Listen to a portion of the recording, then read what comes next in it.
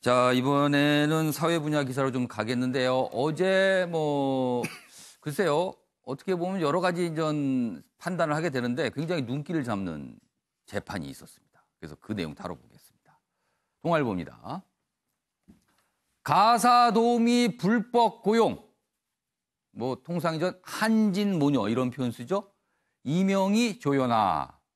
1심 결과가 나왔는데요. 검찰 구형보다 높은 징역형 그리고 집행유예 이렇게 나왔습니다. 그래서 이 부분이 이게 좀 이례적이지 않은가 이런 분석들이 있어요. 내용 좀 자세히 보겠습니다. 고 조양호 한진그룹 회장의 부인 이명희 전 이루재단 이사장과 딸 조연아 전 대한항공 부사장에게 1심에서 징역형이 선고됐습니다. 가사도우미 불법 고용 관련된 내용입니다. 그런데 재판부가 이렇게 얘기를 합니다. 벌금형, 그러니까 검찰에서는 벌금형을 구형했거든요. 벌금형은 비난 가능성에 상응하는 형이라고 보기 어렵다. 그러니까 약하다는 거죠, 벌금형 갖고는.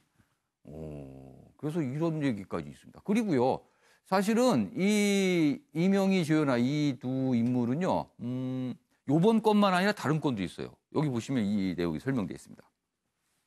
앞서 이 전 이사장과 조 전 부사장은 해외에서 명품 등을 밀수입한 혐의로 지난달 인천지법에서 각각 징역 6개월에 집행유예 1년, 징역 8개월에 집행유예 2년. 이미 징역형이 또 선고됐습니다. 다른 건으로요. 근데 어제 또 다른 건으로 징역형이 나온 겁니다. 관련 기사 하나 더 있습니다. 보시죠. 재판부가 한 말입니다. 이명희 진정으로 뉘우치는지 의심이 든다. 재판부가 이런 얘기까지 했어요. 그래서 징역형이 나온 건가요? 법원 징역 1년 6월에 집행유예 3년, 그리고 조연아 징역 1년에 집행유예 2년, 1심 형량이 검찰 구형보다 높다. 이렇게 또 역시 같은 내용 다루고 있습니다. 자, 그럼 어제 재판 당시의 모습, 그러니까 들어가는 모습, 나오는 모습이죠. 그 영상 묶었습니다. 보시죠.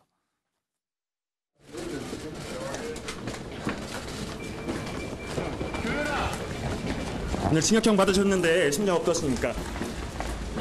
원래 벌금형 구형 받으셨잖아요. 징역형 생각하셨습니까? 의사 있으신데 한 말씀만 부탁드립니다. 국민 여러분께 한 말씀만 부탁드리겠습니다.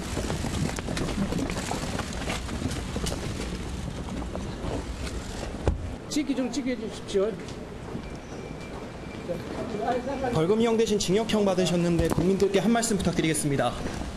혹시 항소하실 계획이 있으신가요? 국민들께 심경 한 말씀만.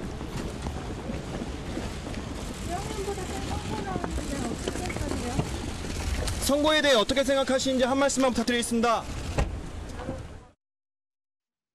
네, 아무 얘기도 하지 않았습니다. 기자들의 질문만 목소리가 나왔네요. 자, 이수희 변호사. 네. 구형보다 높게 나온 거잖아요. 네. 이런 일이 통상 재판 과정에서 자주 있습니까? 아니면 굉장히 이례적입니까? 자주는 없죠. 이제 검찰 구형에서 크게 벗어나지를 않는데 이게 이제 출입국 관리법 위반이 필리핀 가사도우미 불법 고용으로 아마 처벌된 몇 안 되는 사례가 될 것 같은데 이게 처음에 그 이명희 엄마, 어머니 이명희는 이모 이사장이라고 할까요? 이 전 이사장. 네, 이 전 이사장은 기소가 됐어요, 그냥. 근데 딸의 경우에는 약식이라 그러죠. 벌금형으로 그냥 검찰에서 약식 명령 신청을 하려고 했는데 법원에서 이거는 그 벌금 약식으로 처리할 일이 아니다 그래서 정식 재판으로 법원에서 회부를 해가지고 그러면은 조연아 전 부사장 관련된 사안은 법원이 더 무겁게 본 거네요. 네, 그러니까 이게 벌금형으로 할 사안은 아니라고 이미 생각을 한 것 같아요. 그래서 두 모녀가 같이 이제 출입국 관리법 위반으로 재판을 받은 건데 집행유예라는 거는 집행유예 기간이 지나면 그것이 이제 없어지는 거라서 어찌 보면 큰 거는 아니지만 큰 형이라고 할 수는 없지만 문제는 이제 그 임원 자격을 그러니까 임원 자격이 없어질 거예요. 그러니까 그 아마 분명히 대한항공이나 관련한 법에 임원이 되기 위해서는 집행유예가 있으면 안 돼요. 그러니까 예를 들어서 금고 이상의 형 이렇게 받을 경우에는 제한이 된다 이런 게 있을 수 있다는 거죠. 그런 거는 아마 이제 그 회사 내에서의 어떤 임원을 그러면은 된다면 이 어렵겠죠. 형이 만약에 최종 확정이 된다면은 경영 참여의 문제가 발생할 수 있겠네요. 있죠. 그렇게 되면 저는 외려 그런 것에 더 큰 영향이 있을 것 같습니다. 재판부가 구형보다 더 강하게 어제 1심을 선고한 이유는 뭡니까? 그러니까 비난 가능성이라고 그랬죠. 예. 그러니까 2013년부터 예. 작년 초까지 필리핀 그 가사도우미를 데리고 오면서 11명을 그 대한항공 회사를 이용했고 회사 직원인 것처럼 데리고 들어와서 가사도우미로 쓴 그 범죄 사실에 대해서 한마디로 죄질이 안 좋다고 본 것 같아요. 그러면서 벌금 구형보다 더 센 그 집행유예를 선고를 한 건데 진정으로 뉘우치는지 의심이다 이런 얘기까지 재판부가 그거는 했어요. 이명희 전 이사장의 경우에 내가 이게 불법인지 몰랐다 뭐 이런 취지로 저 진술을 했거든요. 그 얘기는 내가 고의가 없었다는 주장이랑 같은 거기 때문에 그거는 그 범죄 사실에 대해 다 인정하는 건 아닌 걸로 받아들였고 그래서 뭐 반성하는지 의심이 된다라고 이제 재판부는 판단을 했습니다. 근데 왜 변호인이 그런 진술을 하도록 내버려 뒀는지 이거는 그냥 무조건 잘못했다고 했어야 되는. 일단 뭔가 그러니까 재판부 입장에서는 적극적으로 문제를 반성하거나 시인하지 않았다라고 본 거네요. 예, 그렇습니다. 그래서 고의를 부인한 걸로 본 오히려 더 이렇게 형이 높게 나온 이유가 있을 수도 있겠네요. 그리고 사실 이명희 전 이사장과 조현아 전 부사장은요 지금 이 재판만 있는 게 아니에요. 아까 제가 잠깐 소개드렸지만 해외에서 뭐 명품을 좀 밀수한 혐의 뭐 등등해서 여러 가지 좀 재판이 동시에 진행되고 있잖아요 지금. 그게 이제 관세법 위반이었는데 그것도 지난달에 다 또 집행유예를 받았어요. 그러니까 집행유예가 몇 개가 있는데 이거는 각각의 집행유예 이게 확정이 된다면 그 확정된 때로부터 시간 계산을 하면 돼요. 각각 시간 계산을 해서 그 시간만큼 집행유예 기간만큼 지나면은 이제 형이 실효가 되는 건데 지금 이명희 전 이사장의 경우에 또 폭행 혐의가 있잖아요. 거기에 대해서도 또 재판이 진행. 그런데 그거는 그 피해자들하고 합의가 됐기 때문에 그게 또 실형이 나온다든가 할 가능성은 뭐 거의 없어 보입니다. 그 폭행 사건은 상해 사건 이런 거는 피해자하고 합의했을 때는 최소형이거든요. 지금 이른바 이제 한진모녀와 관련해서 동시다발적으로 재판이 진행되고 있는 거예요. 계속 돌아가고 있습니다. 지금 재판들이요. 아마 이런 결과 또 나오고 계속 꾸준히 2심, 뭐 최종심까지 계속 나올 것 같아요. 지금 이 결과들이요. 자, 최영하 교수님 어떻게 보셨어요? 그래서 이제 포인트가 진정으로 뉘우치느냐 이 포인트를 이제 갖고 가야 되는데 그 부분에 대해서 지금 법원에서는 전혀 없었다고 아까도 얘기했지만 내가 모르고 했다. 근데 또 어떤 주장을 했냐면요. 불법 고용을 인식을 해서 필리핀 가사도우미를 귀국시켰다 이렇게 주장을 했다는 거예요. 문제가 불거지니까 가사도우미 썼던 그 필리핀 여성분을 귀국시켰다, 돌려보냈다. 자기들 인식을 해서 귀국을 시켰다. 근데 뭐 전혀 그렇지 않은 정황들이 나오니까 진짜 이거 사건을 자꾸만 줄이려고 그러고. 그러니까 재판부가 보기에는 그런 이유가 아니었던 걸로 비춰졌던 거네요. 그렇죠. 뭐 그래서 지금 뭐 이명희 이사장은 6명, 그다음에 그 딸은 5명이나 지금 필리핀 도우미를 썼기 때문에 그것도 뭐 회사가 전체 필리핀에서 이제 현지 사원처럼 뽑아서 연수 비자로 와서 아주 계획적으로 한 거거든요. 그러니까 회사가 동원이 된 거죠, 지금 그렇죠. 이 과정에서. 거기에 대해서도 지금 징벌을 내린 거고요. 그래서 이제 진짜 이 뉘우치는 그러한 진정성을 국민들 그리고 법 앞에서 분명히 사과를 해야 되거든요.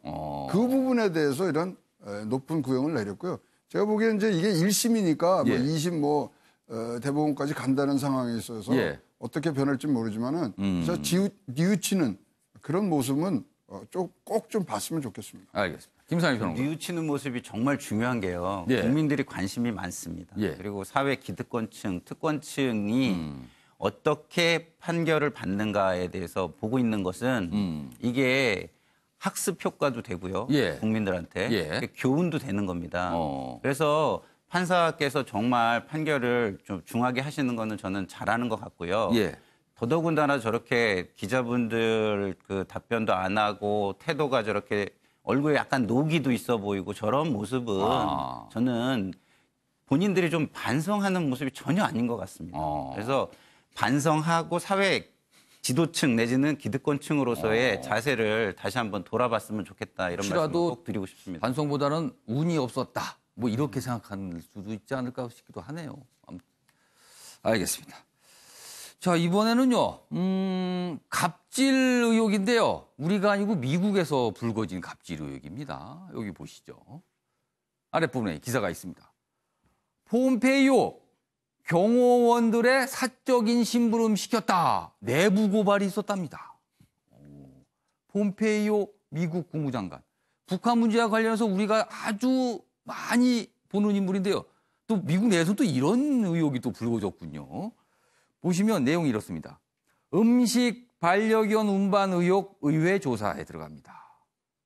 여기 내용이 좀 있어요. 무슨 일을 그럼 시킨 것인가? 이른바 어떤 갑질이었나가 설명이 돼 있는데 이렇습니다. 경호원들한테요. 특정 식당에서 중국 음식을 받아서 장관 전용차로 가져와라.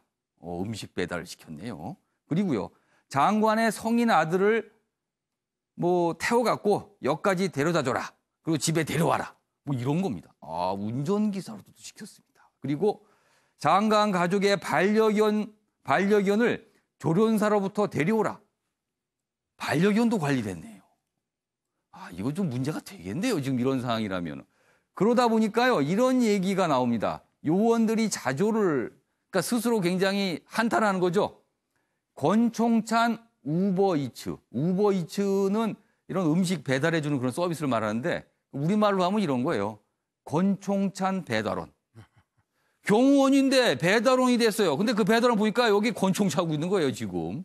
권총찬 배달원이 됐다. 이런 자조를 하고 있다, 요원들이.